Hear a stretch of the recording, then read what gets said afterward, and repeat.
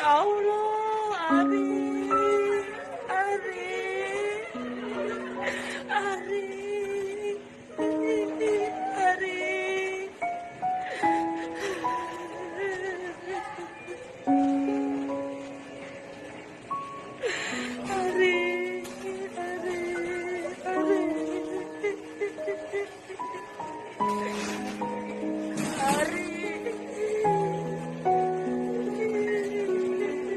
Saya tuh tadi baru menyaksikan dan saya menangis terus terang, seorang perawat muda perempuan yang meninggal. Itu tadi saya lihat prosesinya. Jadi satu orang bisa menulari 3 orang, kemudian 3 orang ini menulari 9 orang, eksponensial begitu, pangkat 3 ya. Kita bisa bayangkan kalau tidak di konten.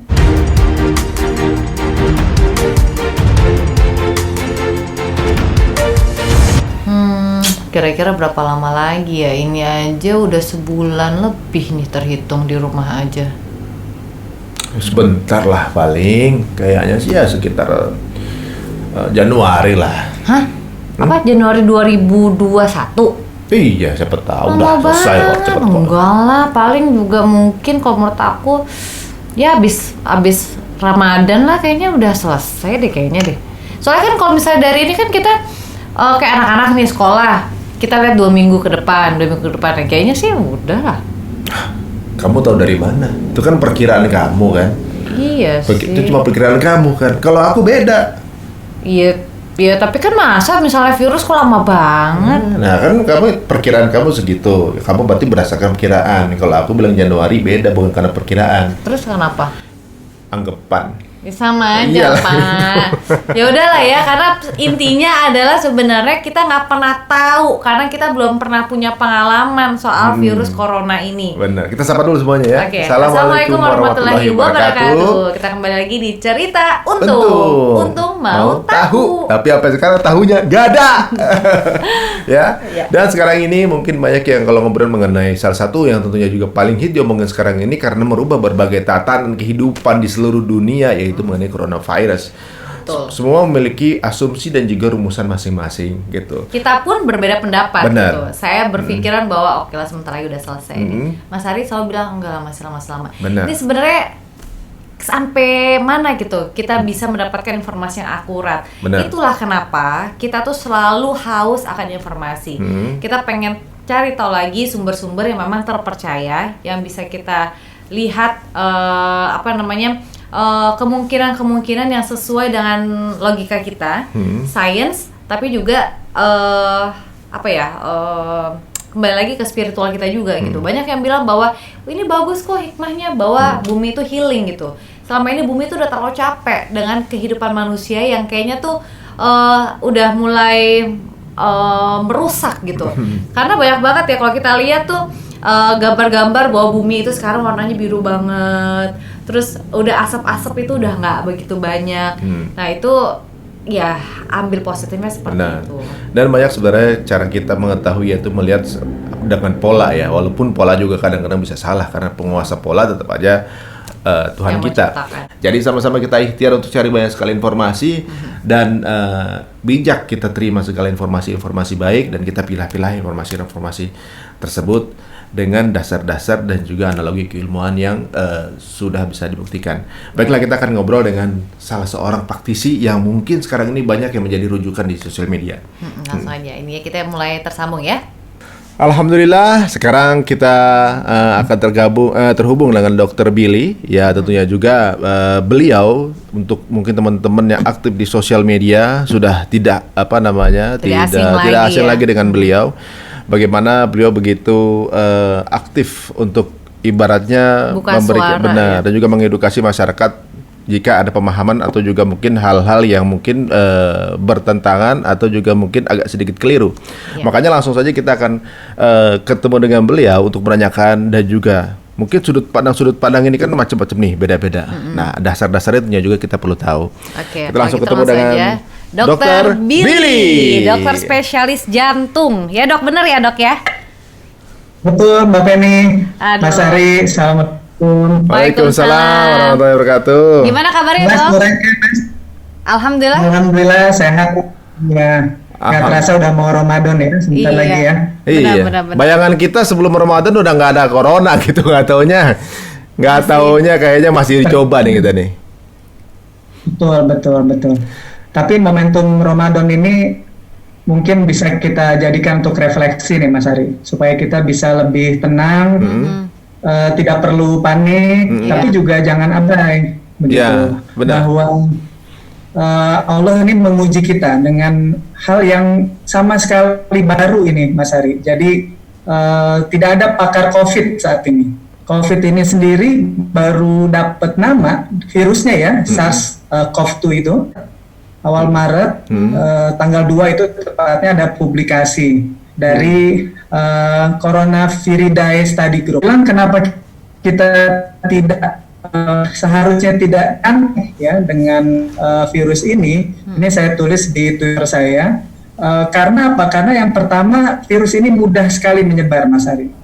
Virus ini punya basic reproduction rate namanya, R-naught-nya itu sekarang di Indonesia itu 3 ya, di atas 3. Jadi satu orang bisa menulari 3 orang, kemudian 3 orang ini menulari 9 orang, eksponensial begitu, pangkat 3 ya. Kita bisa bayangkan kalau tidak dikonten banyak sekali orang yang tertular. Dia menyebabkan kesakitan dan kematian yang signifikan dalam waktu singkat. Memang sebagian besar 81% kalau data Wuhan ya Mas Ari ya Mbak Penny itu asimptomatik, tapi 14% itu punya keluhan yang memerlukan perawatan, 5% itu bahkan harus dirawat di ICU. Bayangkan kalau itu terjadi dalam waktu singkat, Ya, sistem kesehatan suatu negara itu tidak akan bisa mengatasi itu begitu. Yang ketiga, kenapa kita tidak boleh santai, tapi juga tentu tidak lebay ya. Kenapa saya bilang begitu? Saya sendiri masih praktek, Mas Ari. Saya masih banyak begitu ya.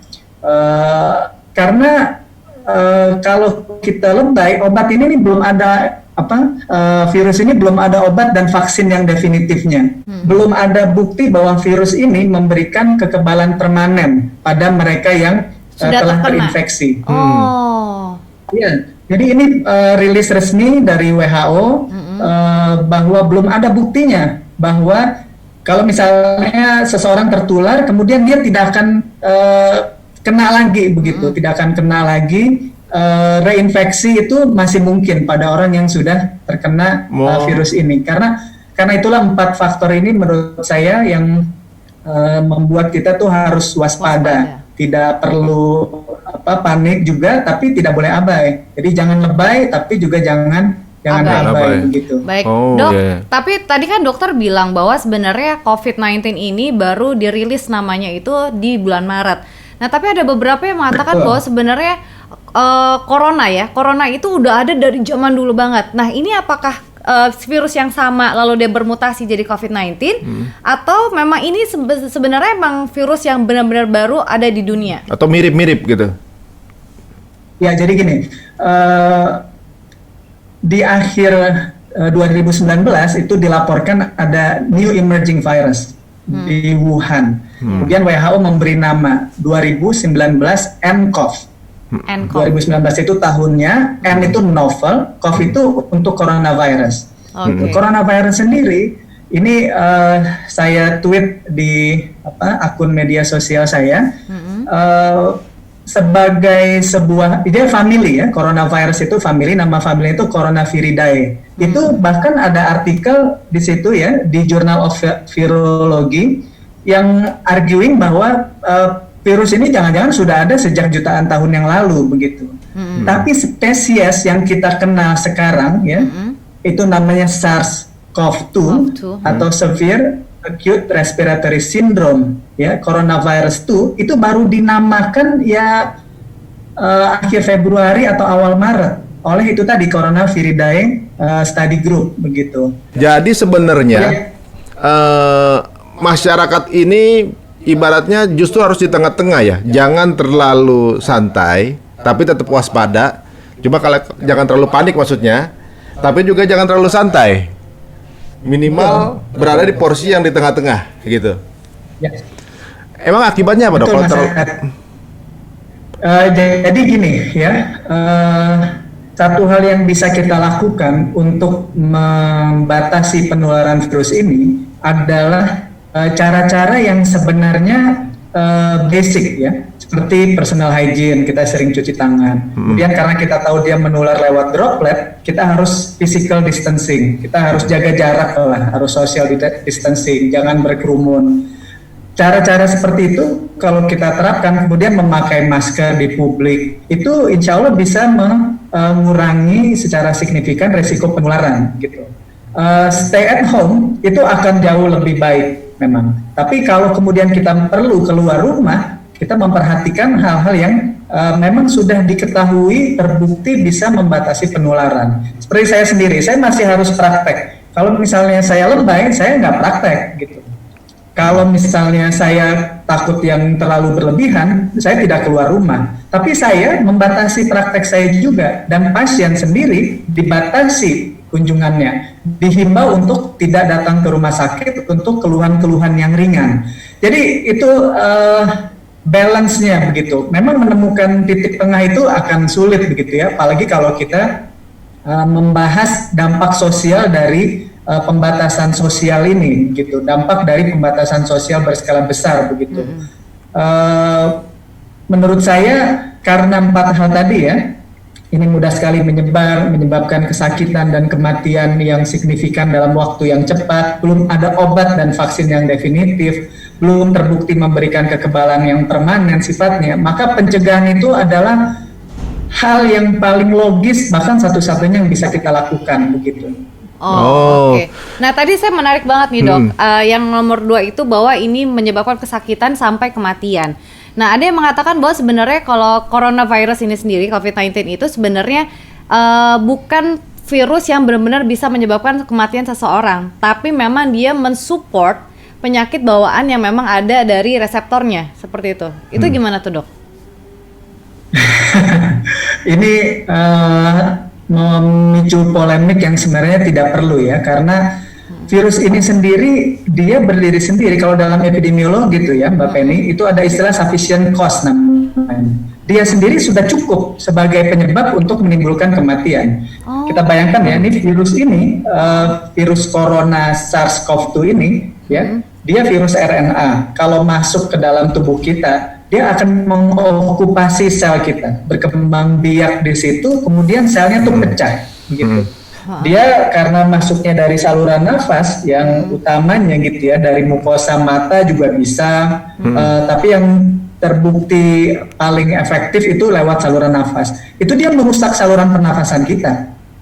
Belum lagi kalau dia kemudian masuk ya ke dalam aliran darah, menyebabkan kerusakan di otak, menyebabkan kerusakan di liver, di ginjal, di jantung. Itu sudah banyak laporannya begitu. Walaupun penyebab kematian yang paling banyak itu tetap kan gangguan sistem pernafasan. Namanya saja sudah severe acute respiratory syndrome gitu. Jadi penyakit yang menyebabkan gangguan pernafasan akut yang berat begitu. Jadi saya nggak ngerti kok bisa orang berpikir bahwa virus ini sendiri tidak menyebabkan kematian. Nah, memang pada orang yang ada komorbiditas, usianya lanjut, penyakit ini menjadi lebih mudah untuk pertama terjangkit, kedua yang terjangkit ya, lebih mudah untuk menular maksudnya, kedua yang terjangkit itu keluhannya atau biasanya penyakitnya lebih berat, ketiga resiko kematiannya juga lebih tinggi. Itu satu fakta yang tidak kemudian menyingkirkan bahwa memang virus ini penyebab kematiannya. Misalnya saya punya pasien sakit jantung gitu ya, dia tuh bisa hidup dengan obat-obatan standar gitu ya, harapan hidupnya mendekati orang yang tidak ada sakit jantung, tapi begitu dia kena virus ini, dia meninggal begitu dalam waktu relatif cepat begitu. Kemudian ya saya tambahkan umur ya, ini yang mengejutkan ya. Di Amerika sendiri, laporan dari CDC, Center for Disease Control-nya, itu di mid-Maret ya, itu udah sebulan yang lalu tuh. Ada data bahwa 12% ya, 12% dari yang dirawat ini dari, saya pegang nih datanya, dari 2.449 itu 29%-nya itu usianya antara 20 sampai 44 tahun. Yang relatif itu tidak ada komorbiditas gitu.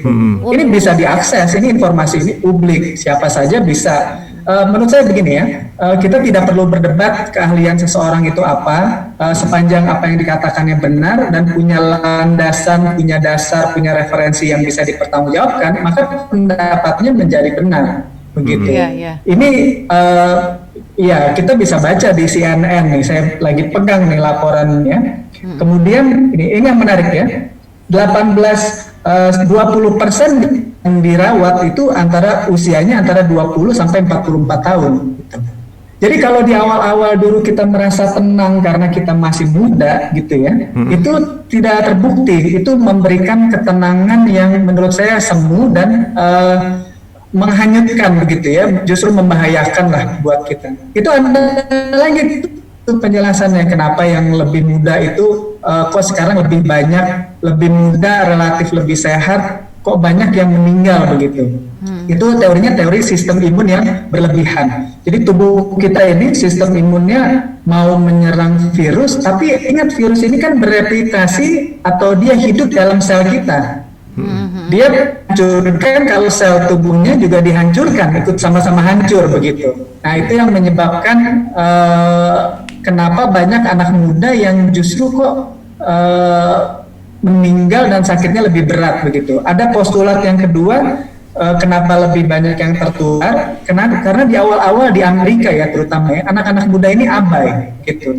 Anak-anak muda ini abai, merasa dia sehat karena dia melihat data di Wuhan. Di Wuhan itu memang yang usianya lanjut yang lebih banyak menderita begitu. Tapi kemudian Amerika terkejut dia melihat statistiknya seperti yang tadi saya sampaikan itu. Gitu, jadi makanya di Italia juga banyak yang muda juga yang kena gitu kan, makanya yang masih sering nongkrong gitu, sering kumpul-kumpul gitu ya, malah itu banyak yang kena juga. Jadi ya. nggak ada tuh stigma kalau misalnya COVID-19 ini hanya menyerang usia-usia lanjut, terus juga orang-orang yang memang punya penyakit bawaan, tapi ini bisa terkena kepada siapapun. Benar-benar kita nggak bisa mastiin range umur yang dipastikan bahwa range umur ini nggak akan kena. Berarti seperti itu ya dok ya? Iya, tentu masih lebih banyak orang yang usianya lebih tua dan dia punya penyakit penyerta. Seperti yang tadi saya katakan, 20% antara 20 sampai 44. Tentu sisanya yang di atas itu kan, 80%-nya di atas 44 gitu. Itu berarti lebih banyak yang tua begitu. Kalau anak-anak berarti enggak ya dok? Saat ini ya, anak-anak udah ada Pak, yang bayi aja udah ada. Ada? Oh iya, pas waktu di Wuhan ya? Di Wuhan? Ada di kita sendiri juga udah ada laporannya. Di Indonesia? Gitu. Di Indonesia. Nanti coba kita lihat lagi ya, karena ini kan banyak sekali ya berita yang masuk begitu. Nah, dan kita kayak apa ya? Mungkin kalau diibaratkan kayak Russian roulette ya. Kita nggak tahu nih di depan kita ini orang ini loaded gun atau enggak nih gitu. Oh iya benar. Ada di satu rumah sakit ya. Jadi pegawai admisi tidak pegang pasien itu dirawat dan itu beredar di grup-grup dokter gitu ya. Padahal dia nggak pegang pasien gitu. Ini di awal-awal wabah begitu ya. Dirawat karena COVID, dia masih muda, relatif sehat begitu dan COVID positif begitu. Jadi tentu kita ya berpegang pada hal yang memang sudah terbukti lah secara sains begitu. Menurut saya sains itu kalau dipotret dengan jujur itu sesuai kok dengan sunatullah begitu. Bahwa kita menjaga kita hidup sehat, kita distancing dalam wudu gitu ya. Cara Rasul mengatasi wabah kan juga begitu kan, kita tidak masuk ke area wabah dan di dalam tidak keluar dari area wabah gitu. Jadi percaya pada sains lah. Kita nggak perlu juga karena ingin menenangkan masyarakat gitu, menyampaikan informasi yang tidak tepat, misleading.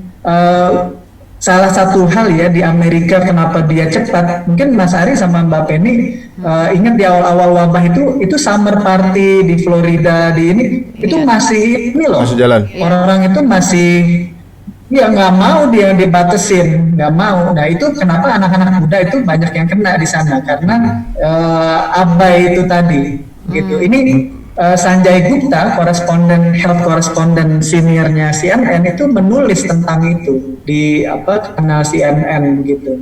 Jadi sebenarnya COVID ini salah satu yang bisa memperlambat adalah gaya hidup sebenarnya ya. Jadi kayak semacam gaya hidup tadi itu akan memicu penularan COVID, tapi justru sebaliknya jika gaya hidupnya sehat, kembali hanya bersama keluarga akan menghindari COVID. Nah, untuk mengetahui diri kita sendiri deh, menjaga-jaga bahwa kita positif atau tidak itu bisa dilihat dari mana, Dok? Ya, memang ini pertanyaan yang sulit karena tidak ada gejala yang spesifik untuk COVID, Mbak Penny. Dan masa inkubasinya sendiri itu bervariasi. Kebanyakan ini setelah exposure itu 4-5 hari. Tapi bisa sampai 14 hari baru timbul gejala. Keluhan yang paling banyak itu adalah radang paru atau pneumonia. Pneumonia itu sendiri penyebabnya banyak. Ya bakteri bisa, virus non-COVID juga bisa. Kalau dari studi yang kita dapatkan ya itu keluhan yang paling banyak dilaporkan itu adalah demam. Tapi sekarang ini tidak semuanya demam gitu. Inilah virus itu karakternya begitu. Dia bermutasi. Sekarang ini bahkan ada 11 phases ya, ada 11 wajah dari COVID. Ada yang datang ke dokter mata keluhannya sakit mata gitu. Kayak ya infeksi virus pada mata lah gitu. Dan ini yang membuat kita tidak boleh abai, nggak boleh nyantai, nggak boleh menganggap kita ini kebal, tidak akan tertular begitu. Sekarang ini mindsetnya ya, kita harus menganggap seseorang itu COVID sampai terbukti sebaliknya. Sudah sampai seperti itu dan itu sudah himbauan resmi juga, terutama untuk dokter ya, seperti saya ini kita harus berpikir bahwa seseorang ini sudah tertular karena udah nggak jelas lagi. Dulu kan masih ditanya baru pulang dari luar negeri nggak gitu. Ini pertanyaan itu sekarang udah nggak relevan. Polanya itu udah mulai berubah ya. Jika memang different angle yang mengatakan COVID ini mirip dengan virus-virus lain gitu, jadi mungkin lebih santai menanggapinya. Tapi menyaksikan bahwa banyak sekali pahlawan medis gitu dari kedokteran atau mungkin juga dari perawat gitu yang sampai harus kehilangan nyawa gitu kan. Mereka sendiri juga adalah orang-orang pintar gitu, orang-orang yang tahu kesehatan. Yang ibaratnya jika pakemnya hanya semudah itu, kok juga ikut terkena kan begitu ibaratnya. Jika masalah kesehatan mereka juga pasti mampu menjaga kesehatan, tahu mana yang kira-kira bahaya dan bahkan mereka didasari dengan latar belakang ilmu medis juga gitu. Nah makanya ketika dibilang bahwa pola-pola tersebut nggak bisa dipandang dengan mudah, saya sependapat juga ya kalau memang mudah pasti korbannya nggak akan sebanyak ini dari siapa namanya tim pahlawan medis. Saya tuh tadi baru menyaksikan dan saya menangis terus terang, seorang perawat muda perempuan petugas ambulans gawat darurat yang meninggal. Itu tadi saya lihat prosesinya. Jadi petugas AGD Dinkes provinsi Mas Ari, itu kasus pertama di Indonesia itu diumumkan 2 Maret. Seorang dosen peneliti juga guru saya Dr. Pandu Riono di FKM bilang dari Januari sebenarnya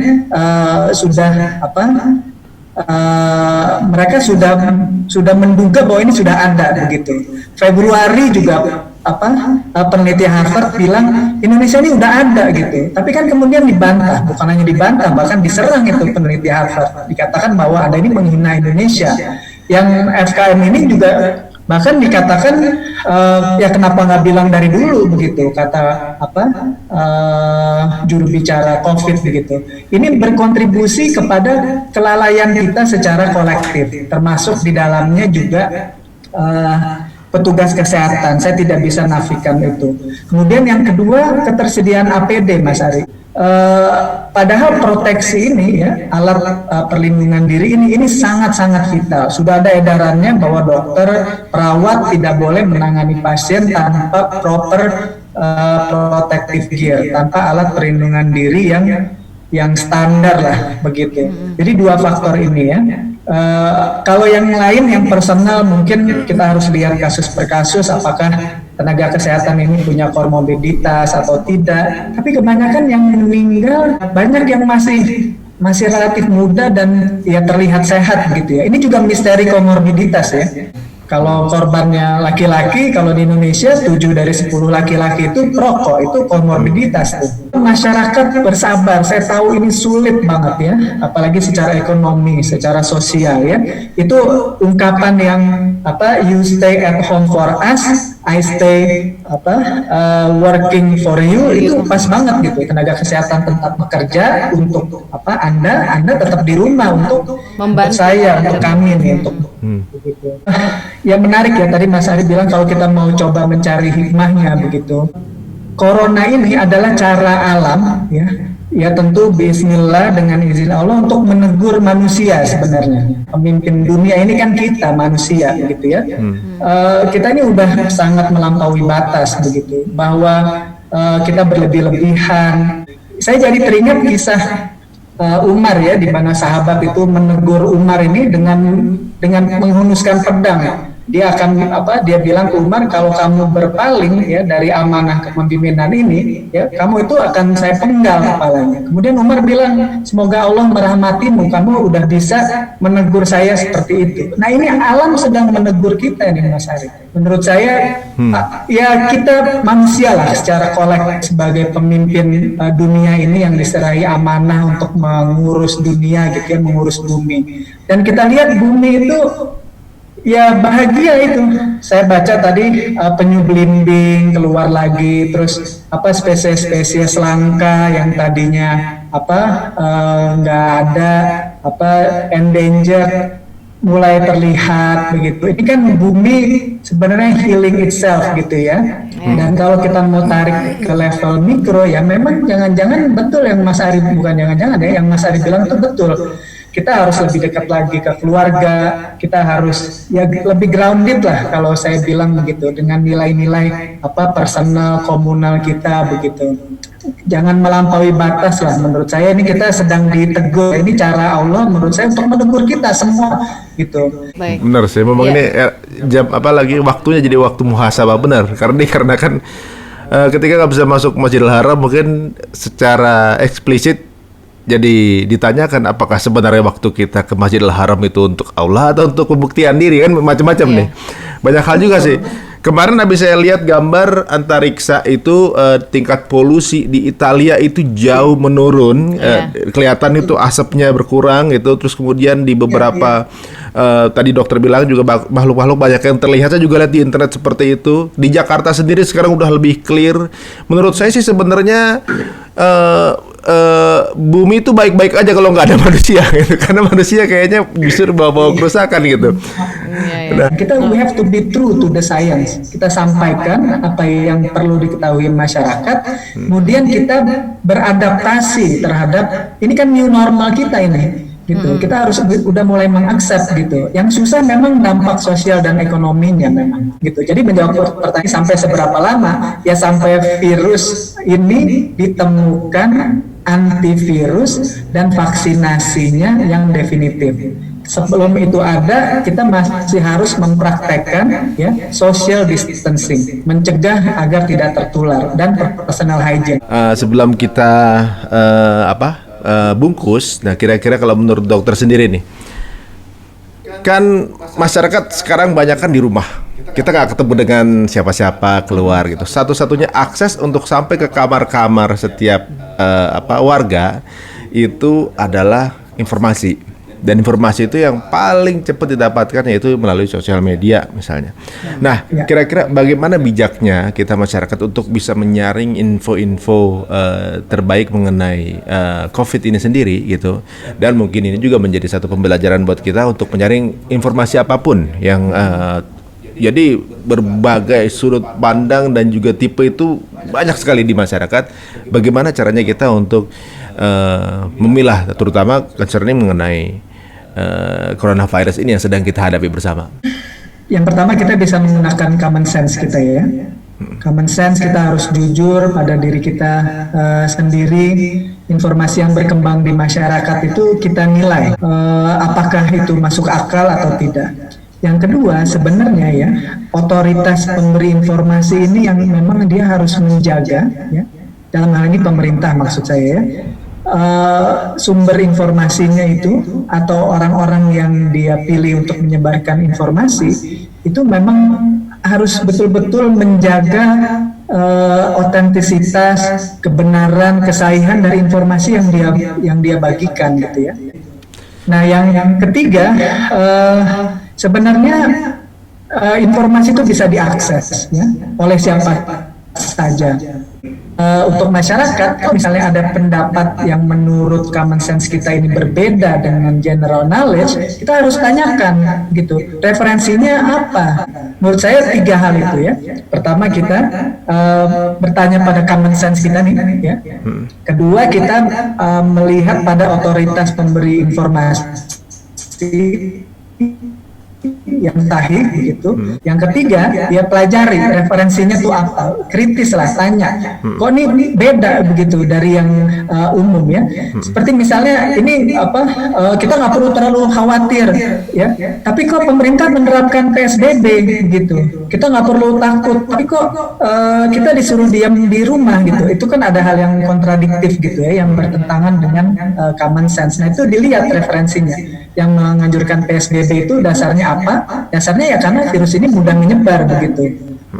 Sementara yang menganggap ini mudah saja atau remeh, ya kita paling batuk-batuk aja, nanti 2 minggu sembuh, terbentuk kekebalan, itu harus ditanya tuh referensinya tuh dari mana gitu.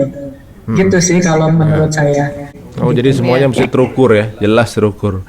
Jadi kalau teman-teman semua, jadi setiap kita wawancara narasumber kita pesannya sama ya, ibaratnya harus tetap social distancing, jaga kesehatan, dan yang pasti juga ya waspada ya. Gitu. Bener. Jangan abai dan juga jangan jadi selonong boy seolah nggak terjadi apa-apa gitu. Kita boleh cemas, tapi cemas itu dalam artian kita berhati-hati daripada kita mengobati, lebih baik kan mencegah. Nah jadi sebenarnya kita ikuti saja beberapa ahli, pemerintah pun juga sebenarnya sudah memberikan aturan bahwa kita PSBB, social distancing, work from home, sekolah online dan lain sebagainya. Ini juga sebenarnya udah cara-cara yang memang harus dilakukan oleh kita semua.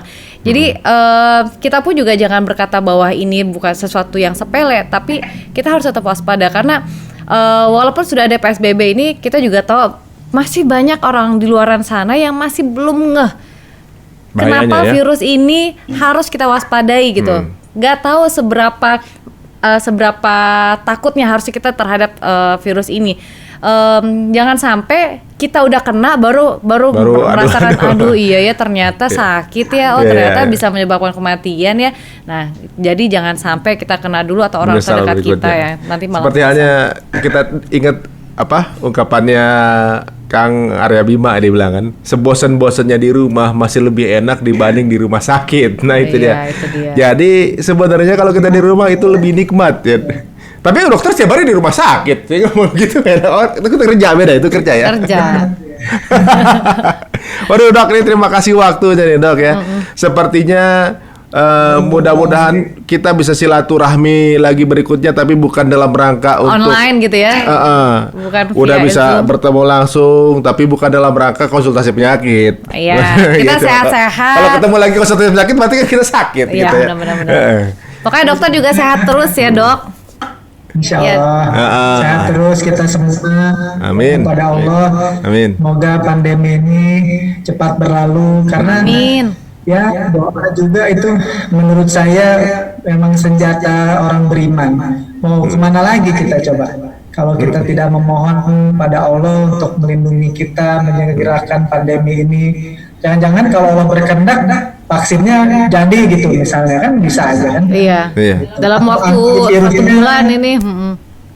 Iya, antivirusnya ketemu begitu.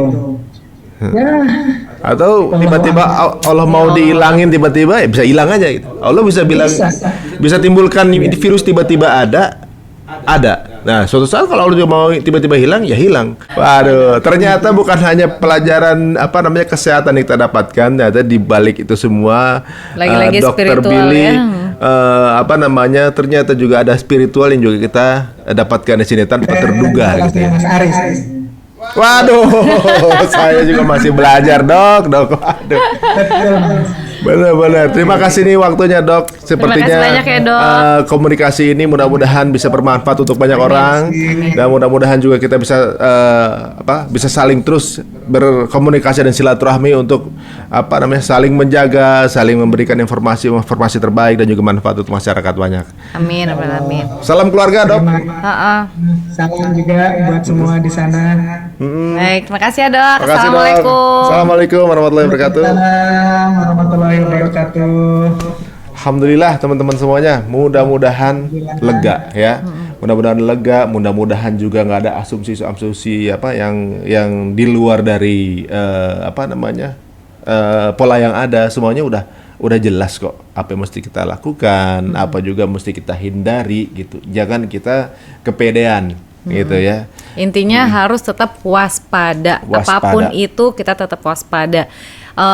Karena sampai sekarang memang belum ditemukan vaksin ataupun obat-obat lainnya yang merujuk untuk penyembuhan corona ini sendiri.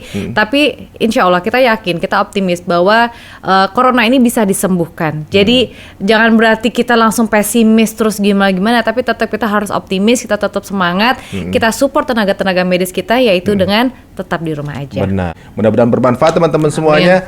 Jangan lupa untuk like, subscribe dan juga komen di Cerita Untung. Kita pamit. Wassalamualaikum warahmatullahi wabarakatuh.